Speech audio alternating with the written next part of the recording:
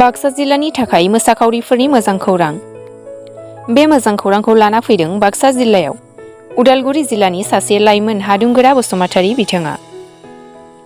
Kathak classical मोसानाय फोरोंगिरि हादुंगोरा बसुमतारिया दिनै मोसानाय फोरोंथाय लकसारा नृत्यशाला होनना गंसे मोसानाय फोरोंसालि बेखेवबाय।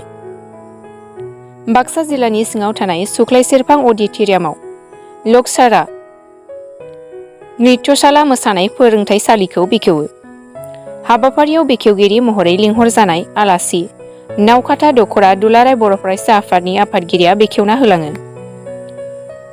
दिनै बेखेवजानाय गोदानै गायसनजानाय लकसारा नृत्यशालाया बाक्सा जिल्लायाव गोदानै जोनोम मोनबाय।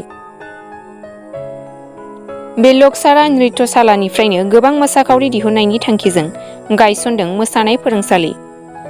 सोरबाफोर गोसो गुदुं मोसाखावरिफोरा मुं थिसनोब्ला स्क्रिनाव होनाय जानबुंआव सुलाद लानो हागोन होनना खावलायदों फोरोंगिरि बिथांमोना।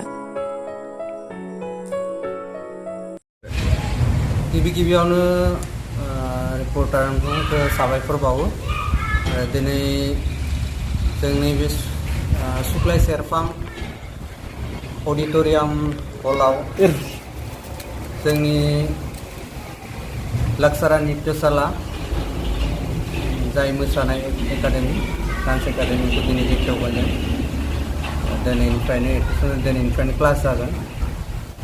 रायजो राजाफोरखौ गोसो गुदुं स्टुडेन्टफोरखौ जाहाथे एडमिसन लाफैना क्लासखौ खालामफैनो थाखाय खावलायहरो। जों बेनो जोंनिया नैबे क्लासिकेलथ' कथक डान्स होनना बुङो।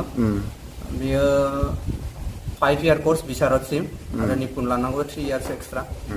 बेखौ बेबायदिनो जोङो कर्सखौ होलांबाय थागोन। एग्जामफ्रा जालांबाय थागोन, आगबारिलांबाय थागोन बिदिनो। ओमफ्राय आरो एक्सट्रा जिहेतु कम्पिटिसन DID लिल मास जेरैबायदि बेस्ट डान्सार बेबायदि प्रग्रामाव जाहाथे दैथायहरनो थाखाय जों नाजागोन। गेवगिरि हिसाबै नावकाथा दखरा दुलाराय फरायसा आफादनि प्रेसिडेन्टखौ लिंनाय जादों। बैसोनि जेबो सिमा थाया बेहाय। बोरायसिम सिख्ला बुरैसिमबाबो हायो। 40 इयार्स 50 इयार्स जाय गोसो जेरै गोसो हायो बे गावनि सायावसो। बैसोनि जेबो माबा थाया। खिन्थु मा होनना बुङो कर्स हिसाबैलाय फरायनाय हिसाबै उन्दैनिफ्राय लाङोबा मोजां। कलेज लेभेलनियाबो हायो, खोथा गैया। जिहेतु 8 इयार्स कर्स जायोथ' खायसेया बिदिनो कर्स कमप्लिट खालामनो थाखाय 8 इयार्स नांगौ होननानै खायसेया माबायो। अब्लाबो हायो 8 इयार्स। हाबा जानाय माबा जानानैबोथ' सोलोंगासिनो थायो मानसिफ्रा। बोराय बैसोसिम जेबो नङा। जोंनि नैबे लकसारा नृत्यशालानि गेजेरजों जों बेखौनो खावलायो जाहाथे डान्सार जानानैबो मोजां मोसागिरि जानानै गावनि जिउखौ दैदेनलांनो हायो। जेराव जोंनि आन्डार लखनौनिफ्राय सार्टिफिकेट फैखानाय बेखौ जबबो मोनो। स्कुलफ्रावबो जोंनि आसामावल'सो जाथ'वाखै, खिन्थु आउट स्टेटआव स्कुलाव इलेक्टिभ साबजेक्ट हिसाबै कम्पालसरि साबजेक्ट हिसाबै थिसनजोबखाबाय। बेजोंबो गावनि जिउखौ दैदेनलांनो हानाय राहा दं। आरो मोजां मोसागिरि जायोब्ला फिल्मफ्रावबो गाव एक्ट खालामनानै बायदिसिना माबा खालामनानै फाव दिन्थिनानै बा मोसानानैबो खामायनानै जानो हायो। स्टेज प्रग्रामफ्रावबो लिंजायो मोजां प्रग्राम खालामग्रा आर्टिस्टफोरखौ। जेराव दङ बिदिनो आंनिबो सानैसो स्टुडेन्ट दङ।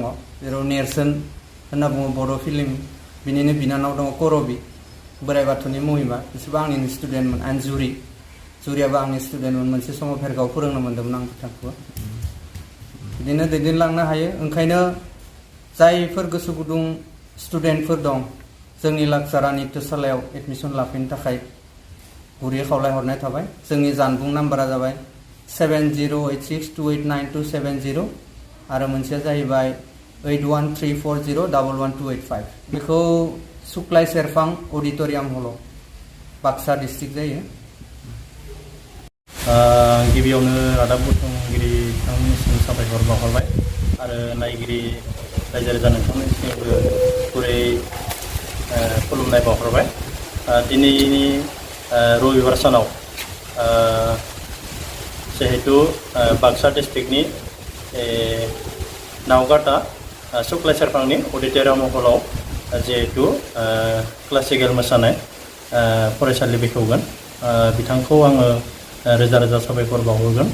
मानो होनोब्ला दिनैनि दिनाव फरायनायजोंल' जाया, आरो फरायनायजों लोगोसे गावनि